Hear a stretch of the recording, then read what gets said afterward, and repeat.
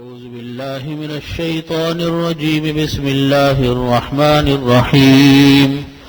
أفلم يدبروا القول أم جاءهم ما لم يأت آباءهم الأولين أم لم يعرفوا رسولهم فهم له منكرون أم يقولون به جنة بل جاءهم بالحق وأكثرهم للحق كارهون ولو اتبع الحق أهواءهم لفسدت السماوات والأرض ومن فيهن بل أتيناهم بذكرهم فهم عن ذكرهم معرضون أم تسألهم خرجا فخراج ربك خير وهو خير الرازقين وإنك لتدعوهم إلى صراط مستقيم وإن الذين لا يؤمنون بالآخرة عن الصراط لناكبون ولو رحمناهم وكشفنا ما بهم من ضر للجوا في طغيانهم يعمهون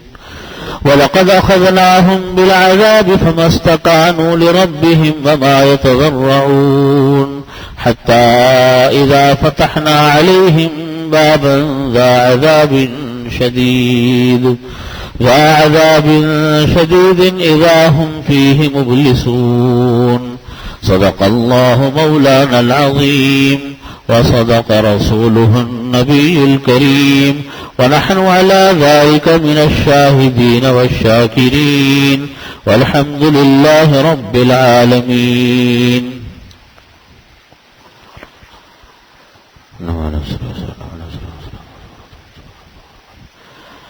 بزرگان محترم، برادران عزیز، سورۃ المؤمنون کی آیات چل رہی ہے. اللہ رب العزت نے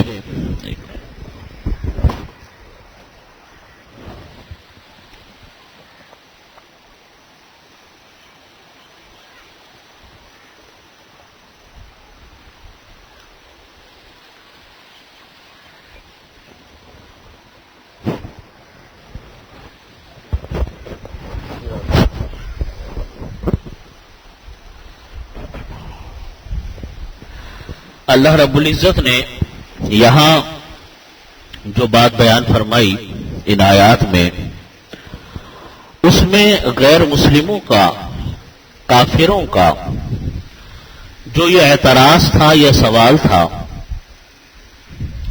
کہ وہ حق کو قبول کیوں نہیں کرتے، حق کو مانتے کیوں نہیں ہیں، ان چیزوں کو بیان فرمایا اور اس کے بعد ان کے جواب دیا کہ ان لوگوں کو حق کے قبول کرنے سے کیا رکاوٹ ہے. فرمایا کہ افلم یدبروا القول ان جاءهم ما لم یأت آباءهم الاولین. پہلی بات، کیا ان غیر مسلموں نے، کافروں نے اللہ کی بات پر غور نہیں کیا؟ وہ غور نہیں کرتے کہ اللہ تعالی نے جو باتیں بیان فرمائی، اللہ وحدہ لا شریک ہے، خالق کائنات ہے، مالک کائنات ہے، رب ہے انسانوں کا، مخلوقات کا. تو فرماتے کہ کیا لوگ اللہ کی بات پر غور نہیں کرتے جو حق کی بات کو مانتے نہیں ہیں. ام جاءہم، دوسری بات یہ بیان فرمائی، ام جاءہم ما لم یأت آباءہم الاولین. کیا ان کے پاس کوئی ایسی چیز نہ آئی تھی جو ان کے پہلے باپ دادوں کے پاس آئی تھی؟ مطلب یہ ہے کہ پہلے باپ دادوں کے پاس جو چیز تھی اس سے زیادہ کوئی دلیل ان کو مل گئی ہے جس کی وجہ سے یہ حق کو مانتے نہیں ہیں. تیسری بات بیان فرمائی کہ ام لم یعرفوا رسولهم فهم له منکرون. کیا انہوں نے اپنے رسول کو نہیں پہچانا کہ ان کا رسول بابر کو یہ کہے، یہ اعتراض کرتا، غیر مسلمان تو کر نہیں سکتا، کوئی غیر مسلم اگر یہ اعتراض کرتا کہ بھئی اللہ کے نبی جو ہے نعوذ باللہ وہ حق پر نہیں ہے، یا اللہ کے نبی کو ہم نہیں مانتے، وہ دیانتدار نہیں ہے، وہ امانتدار نہیں ہے، حالانکہ ان کا امانت دار ہونا، ان کا دیانتدار ہونا تو غیر مسلم بھی مانتے تھے. اس لیے فرمایا کہ کیا انہوں نے رسول کو پہچانا نہیں کہ کیسے برحق نبی تھے، کتنے دیانتدار تھے، کتنے امانتدار تھے کہ جتنے ان کے مخالفین تھے وہ باوجود مخالف ہونے کے نبی کریم صلی اللہ علیہ وسلم کی امانت اور دیانت کے قائل تھے، اس کو مانتے تھے۔ ان لم یعرفوا رسولہم، کیا انہوں نے پہچانا نہیں اپنے پیغام لانے والوں کو، فہم لہ منکرون، اس لیے وہ ان کا انکار کرتے تھے۔ ام یقولون بہ جنہ، یا وہ یوں سمجھتے تھے غیر مسلم لوگ کہ نبی کریم صلی اللہ علیہ وسلم کے اوپر جنون ہے، مجنون ہے، دیوانے ہیں۔ ایسی بات بھی نہیں ہے۔ اللہ کی بات پر غور نہیں کیا، ان کے باپ دادوں کے پاس کوئی ایسی دلیل نہیں تھی، نہ ان کے پاس تھی جس سے یہ ثابت ہوتا کہ اللہ اور اللہ کے رسول صلی اللہ علیہ وسلم حق پر نہیں ہے۔ انہوں نے اپنے رسول کے بارے میں غور نہیں کیا کہ رسول کی جو تعلیمات ہے کتنی عظیم الشان ہے، کتنی بلند و پایا ہیں۔ اب یقولون بہ جنہ، زیادہ سے زیادہ یوں کہیں گے کہ صاحب وہ مجنون ہے، تو یہ بات بھی نہیں، کوئی ان کے جنون کو ماننے والا نہیں ہے، ان کے آدمیوں کے کہنے سے تو کچھ نہیں ہوتا۔ فرمایا اللہ تعالیٰ نے اتنی باتوں کو بیان فرمایا کہ یہ وجہ ہوگی، یہ وجہ ہوگی یا یہ وجہ ہوگی، فرمایا کہ وجہ ان میں سے کوئی بھی نہیں تھی حق کو نہ ماننے کی، حق کو نہ ماننے کی ان وجوہات میں سے کوئی وجہ نہیں، بلکہ وجہ صرف یہ ہے کہ بل جاءہم بالحق، ان کے پاس حق آیا، وَأَكْثَرُهُمْ لِلْحَقِّ كَارِهُونَ، اور اکثر لوگ حق کو قبول کرنے کے لیے تیار نہیں۔ بات یہ کہ حق کو نہیں ماننا، حق بات کو تسلیم نہیں کرنا۔ باتیں تو یہ غیر مسلموں کے لیے نازل ہوئیں، لیکن حقیقت یہ کہ پھر یہ مسلمانوں پر بھی ہوتی ہیں۔ آج یہ قرآن پاک کی آیات، نبی کریم صلی اللہ علیہ وسلم کے احادیث مبارکہ ہم کو ہدایت آج بھی دیتی ہیں، پہلے بھی دیتی تھی، آئندہ بھی دیں گی، قیامت تک ہدایت دیں گی۔ یہ سب یہی سراہ ہدایت ہے۔ لیکن اگر غیر مسلم نہیں مانتے تو نہیں مانتے، لیکن مسلمان کہاں مانتے ہیں آج کل کے؟ آج مسلمانوں سے کہو کہ اللہ کا یہ حکم ہے تو آگے صاحب سے بحث کریں گے۔ آپ کوئی حکم اٹھا لیں، شریعت کا وہ حکم جو کسی کو کے فائدے میں ہو، اس کو تو لوگ مانتے ہیں کہ ہاں صاحب یہ بہت اچھی بات ہے، یہ تسلیم کر لو۔ اگر خریدو گے تو پتہ چلے گا اپنا 2 پیسے کا فائدہ ہی تھا، اس لیے ماننے کو تیار ہے۔ اور کہیں کسی شریعت کے حکم سے اپنے اوپر زد پڑ گئی، اپنا کچھ نقصان ہو گیا، تو وہاں صاف منکر ہو گئے، وہاں شریعت پر اعتراض شروع کر دیا، علماء پر اعتراض شروع کر دیا، 2-4 علماء کو برا بھلا کہہ دیا اور فارغ ہو گئے۔ وجہ کیا ہے کہ اپنے اوپر زد پڑ گئی۔ تو آج بھی مسلمانوں کا یہ حال ہو گیا کہ شریعت کا وہ حکم قابل قبول ہے جو اپنے فائدے میں ہے، جس میں کچھ فائدہ اپنا نظر آ گیا تو بہت اچھی بات ہے، جو قابل قبول ہے یہ بات، اور جہاں نقصان نظر آ گیا وہاں پیچھے ہٹ گئے، گویا کہ اصل چیز دنیا ہے، اصل چیز دنیا کا فائدہ پیش نظر ہے، وہ ہونا چاہیے دنیا کا فائدہ۔ ہر چیز میں دنیا، ہر چیز میں پیسہ، ہر چیز میں دنیا، ہر چیز میں دنیا کا نفع، یہ ہمارا معیار زندگی آج بن گیا۔ قرآن پاک اسی کو فرما رہا ہے کہ وہ لوگ نہ ماننے کی وجہ، اللہ کو نہ ماننے کی وجہ یہ ہے کہ وہ اللہ کی بات پہ غور نہیں کرتے، یا ان کے پہلوں کے پاس جو دلیل تھی ان کے پاس اس سے بڑھ کر کوئی دلیل آ گئی، یا وہ انہوں نے رسول کو نہیں پہچانا، یا انہوں نے یوں کہا کہ چلو یہ اللہ کے نبی کے اوپر خدا نہ خواستہ کوئی نعوذ باللہ کوئی جنون چڑھ گیا۔ یہ سب باتیں وہ اس لیے کرتے ہیں تاکہ کوئی بہانہ تراشیں۔ اللہ تعالیٰ فرماتے ہیں ان میں سے کوئی بہانہ نہیں ہے ان کے پاس، بہانہ بلکہ یہ ہے بل جاءہم بالحق، ان کے پاس حق آ گیا، اللہ کا حکم آ گیا۔ وَأَكْثَرُهُمْ لِلْحَقِّ كَارِهُونَ، اکثر انسان حق بات کو قبول کرنے کے لیے تیار نہیں، حق نہیں قبول کرتے، حق بات ماننے کے لیے تیار نہیں۔ اور وجہ کیا ہے حق نہ ماننے کی؟ دنیا پیش نظر ہے ہر معاملے میں۔ انسان حق کی بات کو اس وقت مانتا ہے، دین اور شریعت کی بات کو اس وقت مانتا ہے جب انسان کی پیش نظر دنیا نہ ہو بلکہ آخرت ہو، ہر کام آخرت کے لیے کیا جا رہا ہو، ہر کام کی بنیاد آخرت ہو، اللہ کی رضا ہو۔ اگر یوں نظر انسان کی یوں اس ٹارگٹ پر ہوتی ہے کہ میری نظر آخرت کے اوپر ہے، میری نظر دنیا کے اوپر نہیں ہے، پھر وہ اللہ کو راضی کرنے کے لیے ہر کام پر گزرتا ہے، کوئی بات نہیں، ہر کام پر گزرے گا، کیونکہ مقصود اس کا آخرت ہے۔ اور یہاں مقصد کیا ہے؟ اللہ تعالی ہم سب کی اصلاح فرما دے. ہم سب قابل اصلاح ہیں کہ ہماری نظر ہر وقت دنیا کے اوپر ہے. ہم شریعت کا کوئی حکم لینے سے پہلے سوچتے ہیں کہ دنیا میں کیا فائدہ کیا نقصان ہوگا. اگر فائدہ ہو گیا تو شریعت کے حکم کو لے لیا، اور فائدہ نہیں ہوا تو شریعت کے حکم کا کوئی نہ کوئی بہانہ کر دیا. نتیجہ کیا ہے؟ نتیجہ یہ ہے کہ حق بات کو قبول کرنے کے لیے تیار نہیں. نبی کریم صلی اللہ علیہ وسلم تو نبی ہے اللہ کے. صحابہ کرام کا معاملہ یہ تھا کہ آپ حضرات صحابہ کرام کی نظر ہر وقت آخرت کے معاملات پر تھی. وہ دنیا کو اہمیت نہیں دیتے تھے، وہ دنیا کو اہمیت نہیں دیتے تھے کسی معاملے میں، بلکہ ان کی نظر ہمیشہ اس بات پر تھی کہ آخرت سامنے نظر ہے، آخرت پیش نظر ہے. کوئی دنیا کی حیثیت نہیں، آخرت کے مقابلے میں دنیا کی کوئی حیثیت نہیں دی صحابہ کرام نے. حضرت ایک صحابی تھے جس وقت کسرا کے ساتھ جنگ چل رہی تھی مسلمانوں کی، کسرا کے ساتھ. اس وقت مذاکرات کے لیے مسلمانوں کے سپہ سالار نے مذاکرات کے لیے بھیجا 2 صحابہ کرام کو اور کہا کہ تم مذاکرات کر کے آؤ کسرا سے. کسرا کا مطلب ہے کہ آج کل کا امریکہ، سپر پاور طاقت اس زمانے کی. کہا کہ مذاکرات کر کے آؤ. اور مسلمانوں کے مذاکرات میں یہی بات ہوتی تھی کہ اسلام کا پیغام دیتے تھے، نہیں تو جزیہ دینے کو کہتے تھے کہ ٹیکس دو، نہیں تو آ جاؤ لڑنے کے لیے. یہ 2 صحابہ کرام جب گئے تو ایلچی جتنے بھی دنیا بھر میں ہوتے ہیں ان تمام ایلچیوں کا معاملہ یہ ہوتا ہے ان کو کوئی کچھ کہتا نہیں ہے، ان کا احترام کیا جاتا. ان کو بھی دربار میں لے جایا گیا، بات چیت ہوئی. اس کے بعد ان کی تواضع کے لیے ان کو بٹھایا گیا، تواضع کے لیے بٹھایا. کچھ کھانے پینے کی چیزیں رکھی تو ایک صحابی جو 2 میں سے ایک صحابی تھے ان کے ہاتھ سے کوئی نوالا نیچے گر گیا. تو کسرا کا دربار تھا. ان صحابی نے سنت کے مطابق اس کو اٹھایا، دیکھا کوئی چیز لگی ہوئی نہیں تھی اس کے اوپر تو اس کو کھا لیا.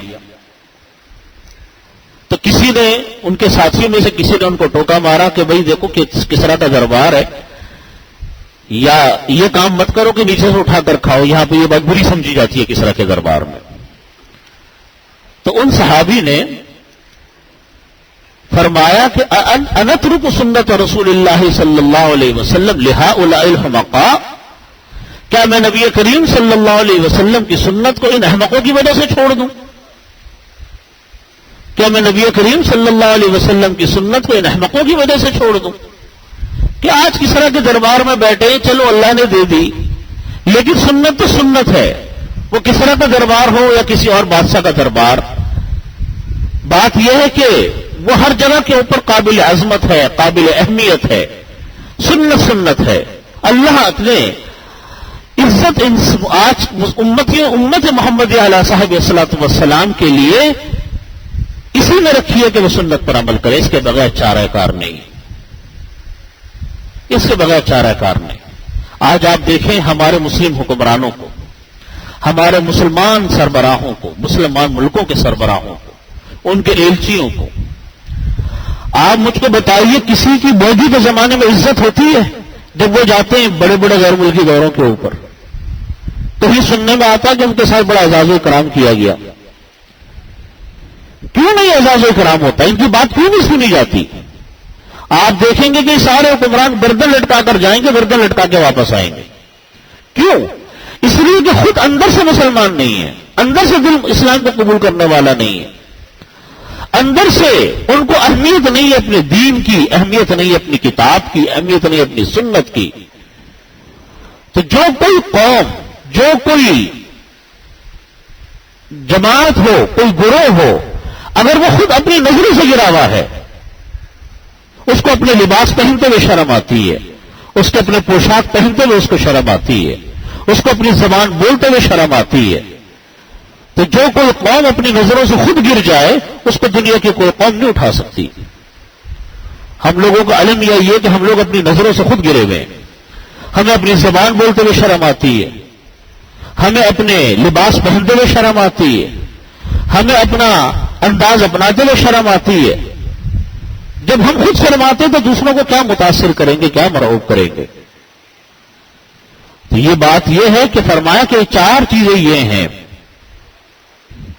کہ ان کے سامنے، ان 4 چیزوں کی موجودگی کے باوجود چلیے اللہ تعالیٰ فرماتے ہیں کہ حق کو قبول کرنے کی رکاوٹ ان کے اندر کی کیفیت ہے، اندر سے وہ حق کو قبول کرنے کے لیے تیار نہیں۔ اندر جب وہ خود حق کو قبول کرنے کے لیے تیار نہیں تو آپ بتائیے کون ان کو مجبور کرے گا حق بات قبول کرنے کے لیے؟ کوئی حق بات قبول کرنے کے لیے مجبور نہیں کر سکتا۔ اندر سے آدمی تیار ہو کہ میں نے حق بات کو قبول کرنا ہے، میں نے شریعت کو اپنا حکم بنانا ہے، اور نظر آخرت کے اوپر ہے، نظر اللہ کو راضی کرنے کے اوپر ہے، تو پھر آپ دیکھیے وہ ہر مرحلے پر یہ دیکھے گا کہ حق بات کون سی ہے اور کون سی نہیں۔ حضرت امیر معاویہ رضی اللہ عنہ کے حالات میں لکھا ہے کہ ان کی رومیوں کے ساتھ جنگیں چلتی تھی بڑی زبردست، حضرت امیر معاویہ رضی اللہ عنہ کی۔ ایک مرتبہ حضرت امیر معاویہ رضی اللہ عنہ کا جنگ بندی کا معاہدہ ہو گیا رومیوں کے ساتھ۔ جب معاہدہ ہوا تو حضرت معاویہ رضی اللہ عنہ نے یہ کام کیا کہ معاہدہ ختم کرنے سے پہلے اپنی فوجوں کو حکم دیا کہ رومیوں کی سرحد پر پہنچ جاؤ، تاکہ جیسے ہی معاہدے کی تاریخ ختم ہو تو فوراً حملہ کر دینا۔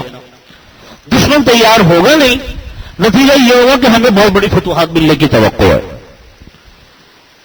رومی جو ہیں تیار نہیں ہوں گے، چنانچہ مسلمان فوجوں نے یہ کام کیا حضرت معاویہ رضی اللہ عنہ کے حکم پر کہ وہ دشمن کے بالکل اگلے علاقوں میں جا کر پہنچ گئے، تاریخ امن کی تاریخ شروع ختم ہونے سے پہلے۔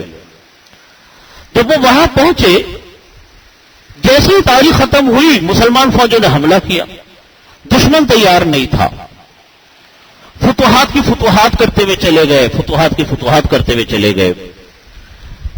ترمذی شریف کی روایت ہے جس میں واقعہ آتا ہے، جب فتوحات کا سلسلہ جاری تھا تو دیکھا کہ ایک نوجوان سر پر دوڑتا ہوا آ رہا ہے اور یہ آوازیں دے رہا، قفو یا عباد اللہ، قفو یا عباد اللہ، اللہ کے بندو ٹھہرو، اللہ کے بندو ٹھہرو۔ حضرت معاویہ رضی اللہ عنہ ٹھہر گئے، انہوں نے کہا کہ میں نے نبی کریم صلی اللہ علیہ وسلم، انہوں نے کہا کہ مسلمانوں کا، پھر انہوں نے یہ کہا وفاء لا غدر، وفاء لا غدر، مسلمانوں کا کام معاہدوں کو پورا کرنا ہے، معاہدے کو توڑنا مسلمانوں کا کام نہیں ہے۔ اس گھڑ سوار نے آ کر کہا حضرت معاویہ رضی اللہ عنہ سے، حضرت معاویہ رضی اللہ عنہ نے کہا کہ وفاء لا غدر، میں نے تو کوئی وعدہ خلافی نہیں کی۔ انہوں نے کہا نہیں آپ نے وعدہ خلافی کی ہے، انہوں نے کہا نہیں میں نے کوئی وعدہ خلافی نہیں کی۔ انہوں نے کہا کہ آپ نے یہ کام کیا کہ آپ نے تاریخ شروع ہونے سے پہلے فوجوں کو آگے بڑھنے کا حکم دیا۔ انہوں نے کہا میں نے حضرت معاویہ رضی اللہ عنہ نے فرمایا کہ میں نے معاہدہ نہیں توڑا، میں نے تو فوج کو اگلے مورچے میں آنے کو کہا تھا، سرحد پہ آنے کو کہا تھا، میں نے کوئی وعدہ خلافی نہیں کی۔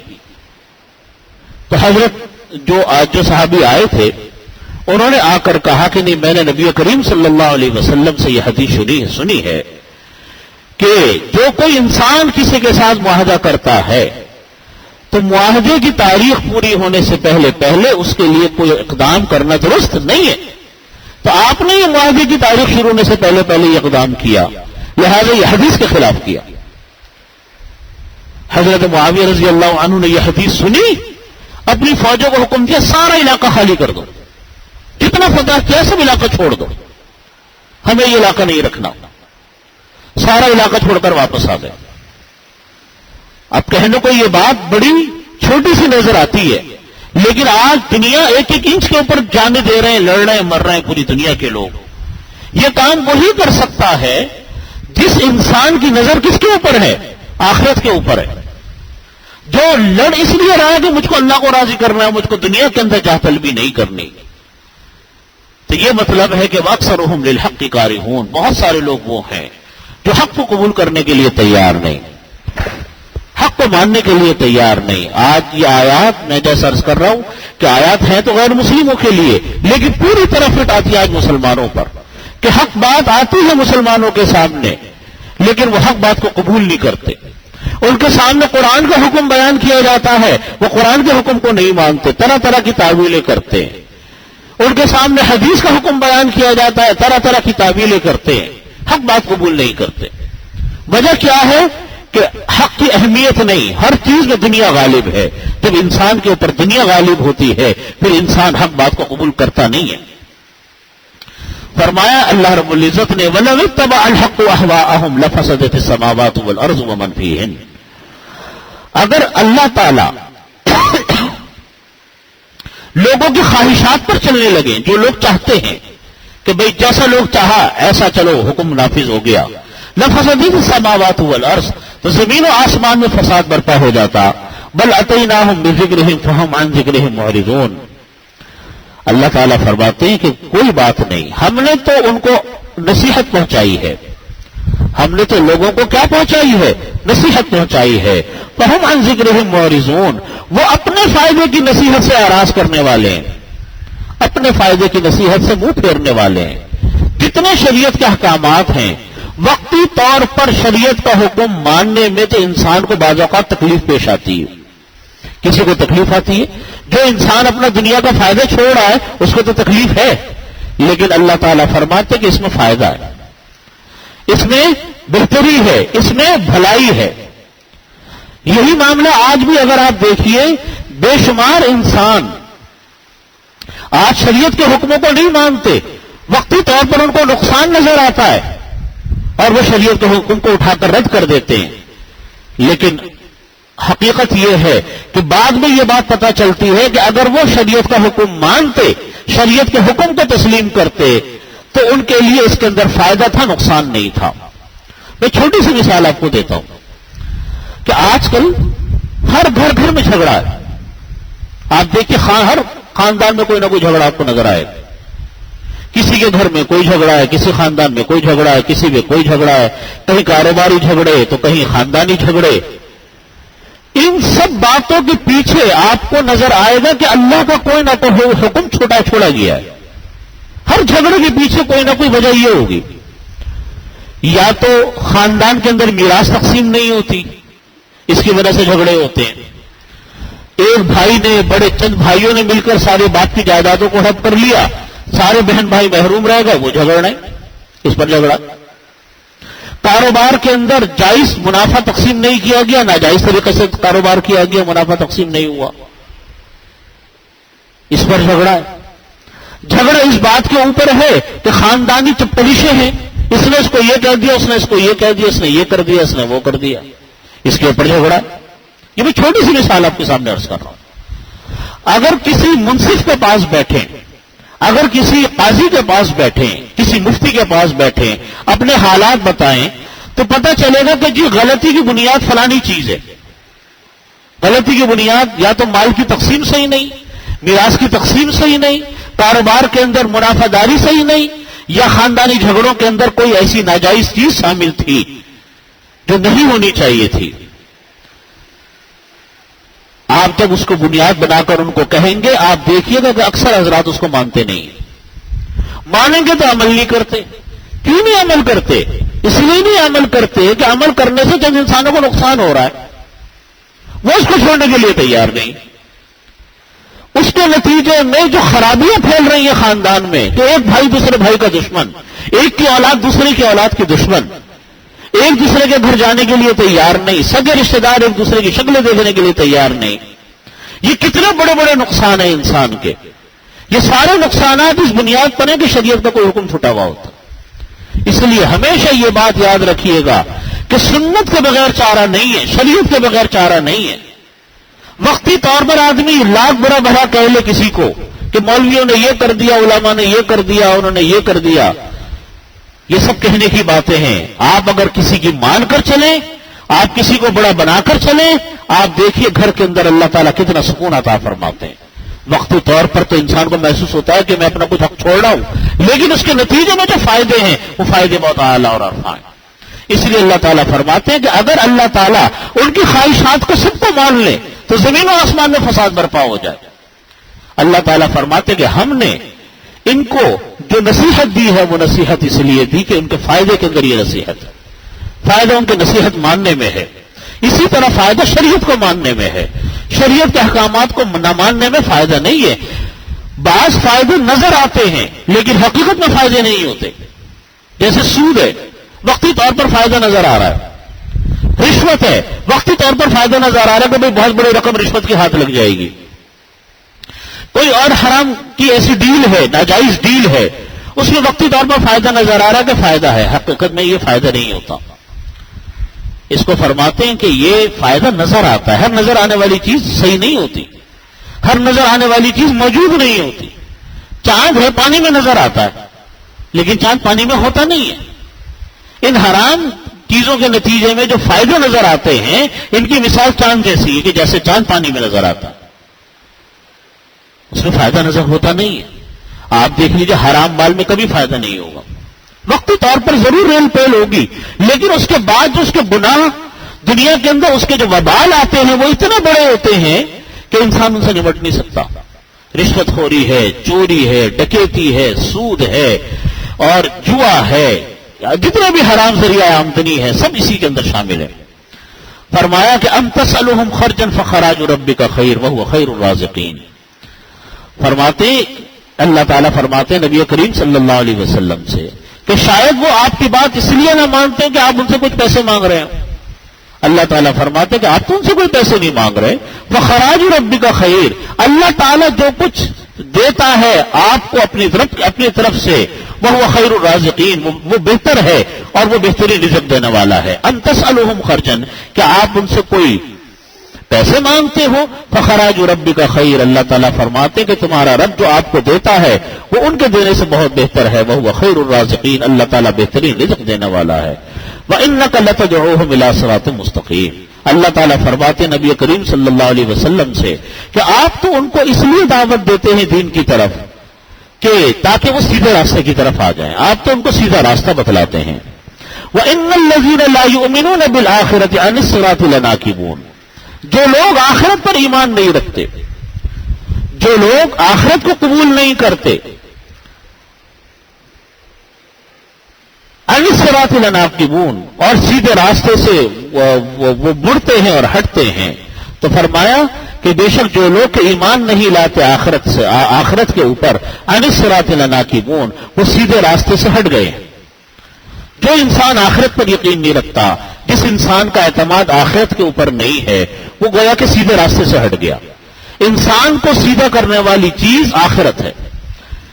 انسان اسی وقت دنیا میں سیدھے راستے پر چلتا ہے جب اس کے سامنے آخرت ہوتی, کوئی مقصد ہوتا ہے.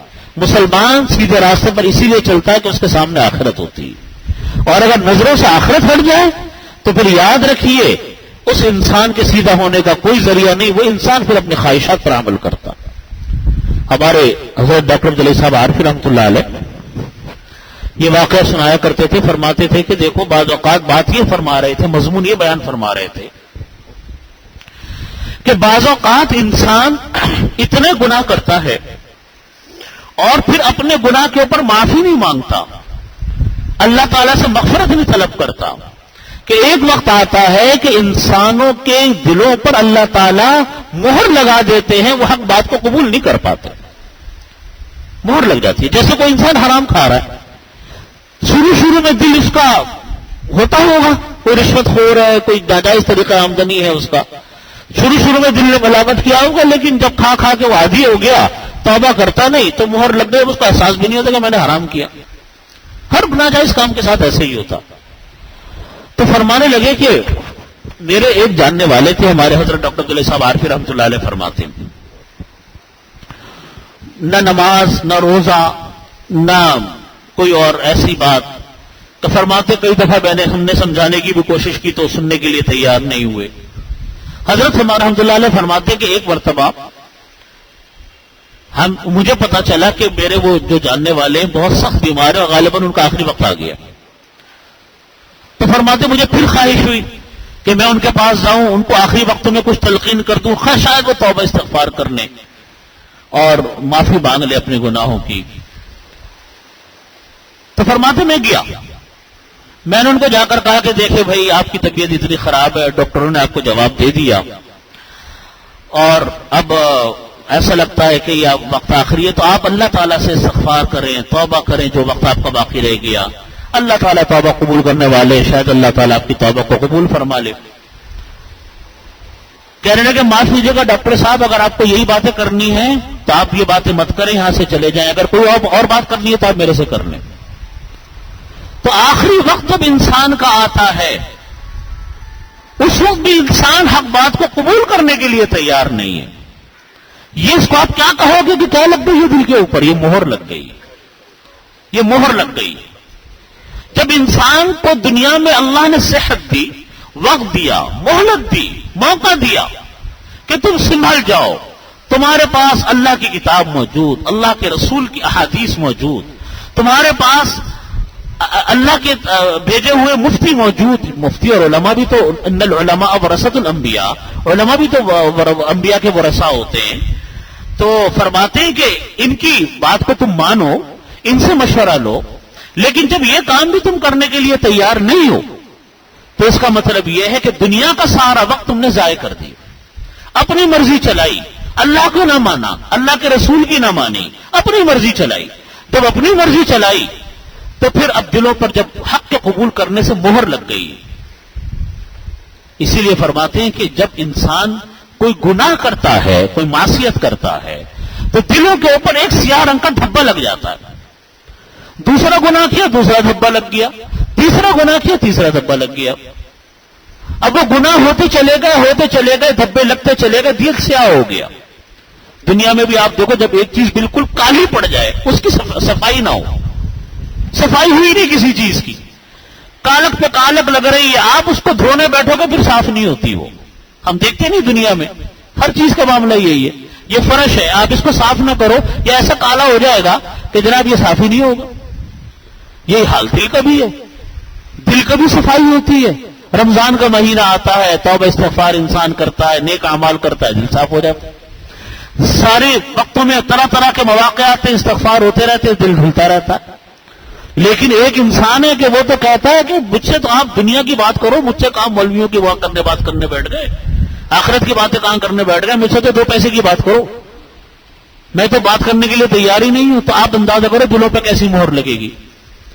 جب یہ دلوں کی مہر لگتی ہے, جب موت کا وقت آتا ہے نا, تو پھر یہ کالک دھلتی نہیں ہے انسان کی, یہ کالک دھلتی نہیں ہے, کلمے کی توفیق نہیں ہوتی, کلمے کی توفیق نہیں ہوتی.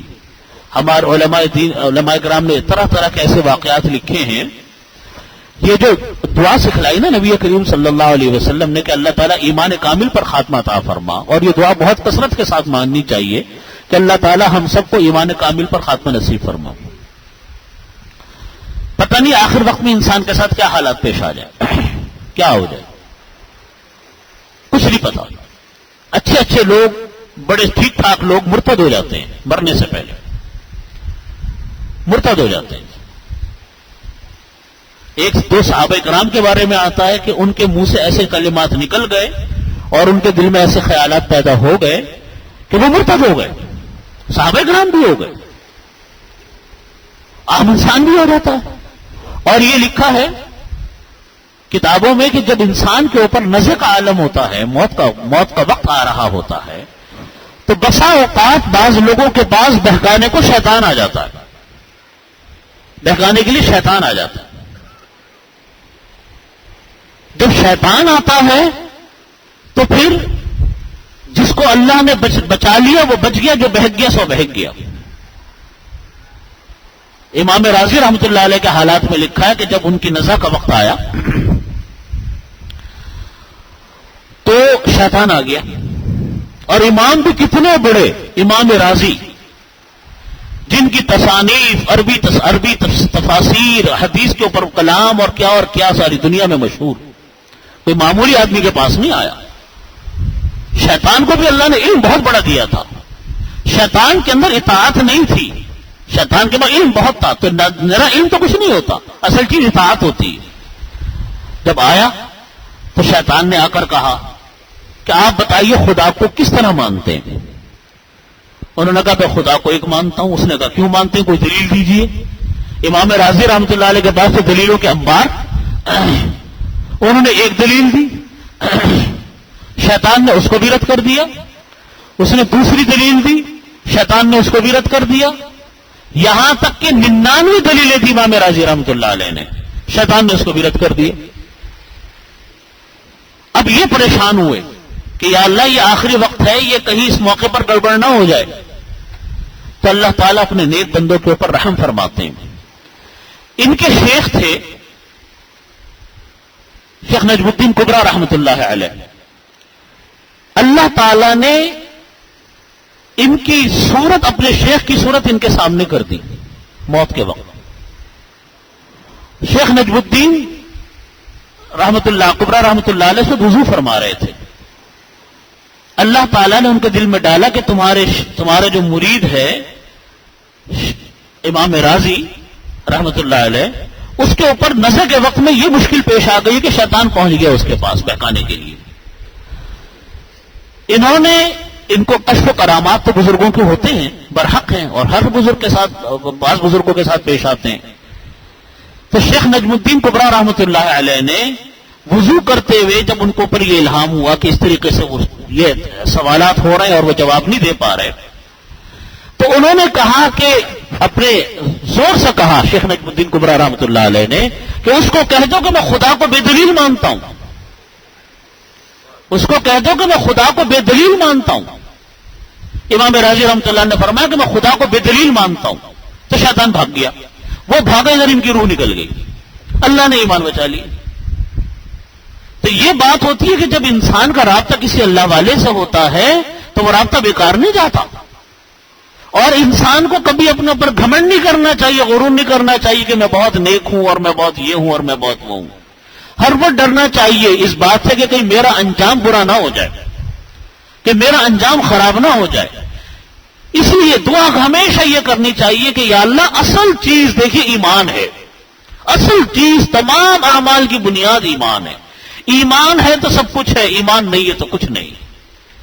جتنے بھی نیک اعمال ہیں، نمازیں پڑھ رہے ہیں، زکوٰۃ دے رہے ہیں، صدقہ خیرات ہے، ذکر و اذکار ہے، یہ سب ایمان کے ساتھ ہے۔ ایمان کے ساتھ یہ عمل ہوگا تو ثواب ملے گا، نہیں تو نہیں ملے گا۔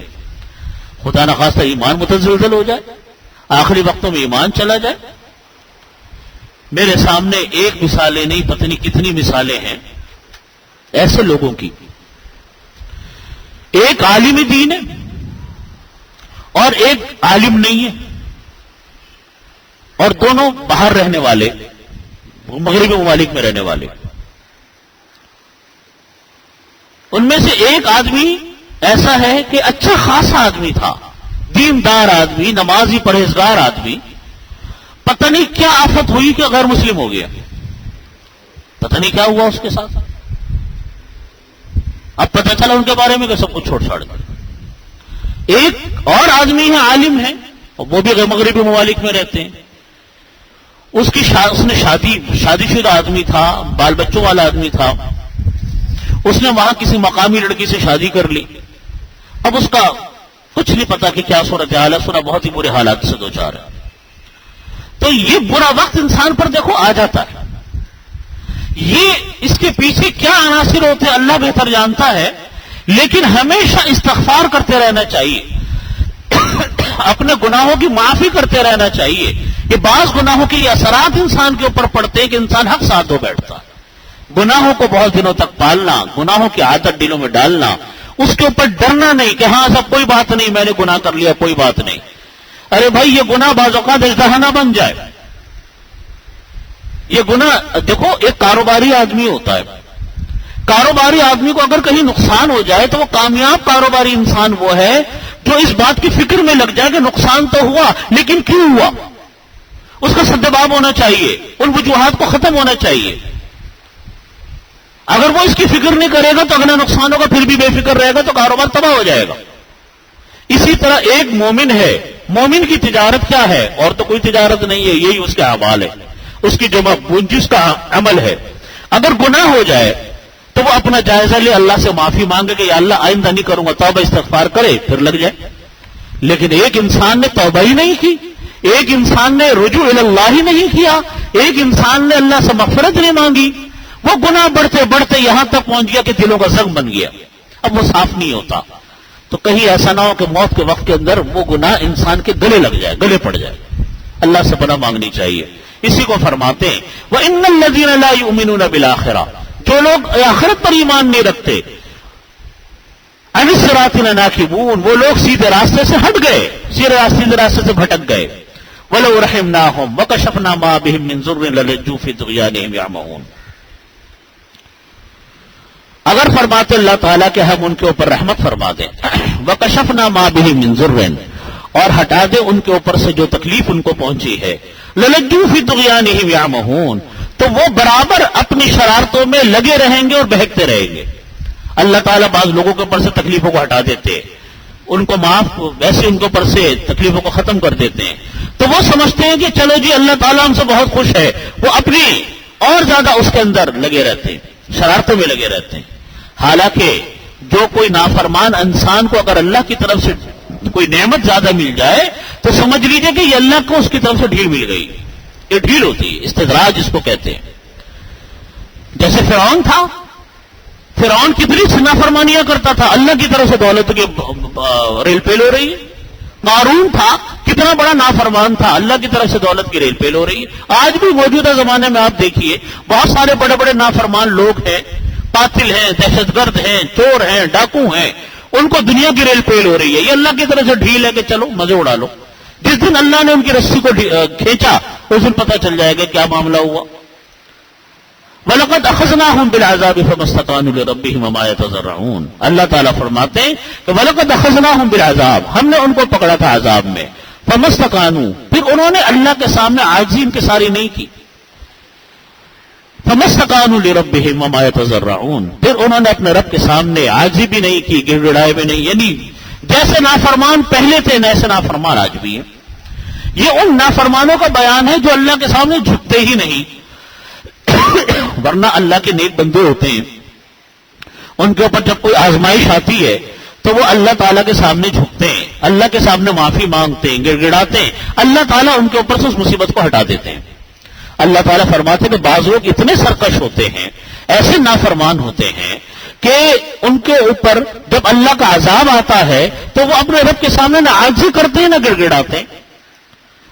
اللہ تعالیٰ فرماتے ہیں کہ پھر ایسے لوگوں کا علاج یہ ہے حَتَّى إِذَا فَتَحْنَا عَلَيْهِمْ بَابًا ذَا عَذَابٍ شَدِيدٍ، پھر جب ہم نے کھولا ان کے اوپر ایک دروازہ سخت عذاب کا، إِذَا هُمْ فِيهِ مُبْلِسُونَ، تو تب ان کی آس ٹوٹ جائے گی، تب ان کی اس میں امیدیں ٹوٹ جائیں گی۔ مطلب یہ ہے اللہ تعالیٰ فرماتے ہیں کہ جب ہم ان پر سخت عذاب کا دروازہ کھول دیں گے، یعنی موت آ گئی ان کی، دوزخ میں ڈال دیے گئے، پھر وہ حیرت زدہ رہ جائیں گے اور یہ کہیں گے کہ یا اللہ یہ ہمارے ساتھ کیا ہوا۔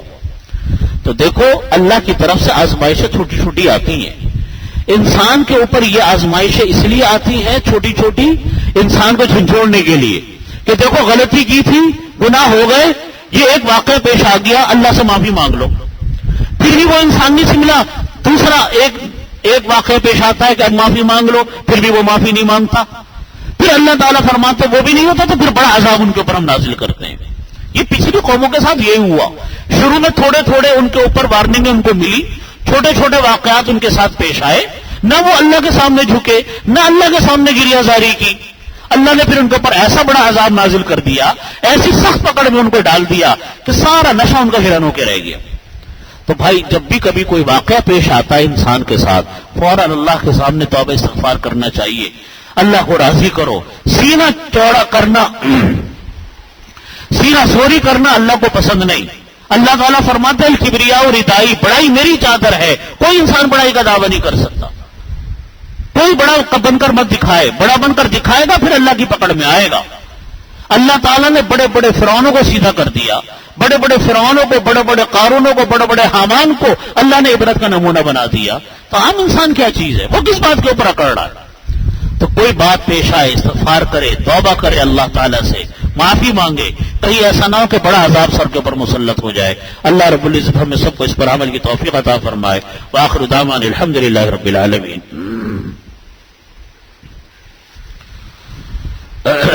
اللهم صل على محمد وعلى ال محمد كما صليت على ابراهيم وعلى ال ابراهيم انك حميد مجيد ربنا ظلمنا انفسنا فان لم تغفر لنا وترحمنا لنكونن من الخاسرين اللهم احسن عاقبتنا في الامور كلها واجرنا من خزي الدنيا وعذاب الاخره اللهم انا نجعلك في نحورهم ونعوذ بك من شرورهم اللهم انا نسالك تمام العافيه ونسالك دوام العافيه ونسالك الشكر على العافيه ونسالك الغنى عن الناس اللهم انا نسالك عزائم مغفرتك ومنجيات امرك والسلامة من كل اسم والغنيمة من كل بر والفوز بالجنة والنجاة من النار اللهم لا تدع لنا ذنبا إلا غفرته ولا هما إلا فرجته ولا دينا إلا قضيته ولا حاجة من حوائج الدنيا والآخرة إلا قضيتها يا أرحم الراحمين یا اللہ ہمارے تمام گناہوں کو معاف فرما یا اللہ تمام صغیرہ کبیرہ گناہوں کی مغفرت فرما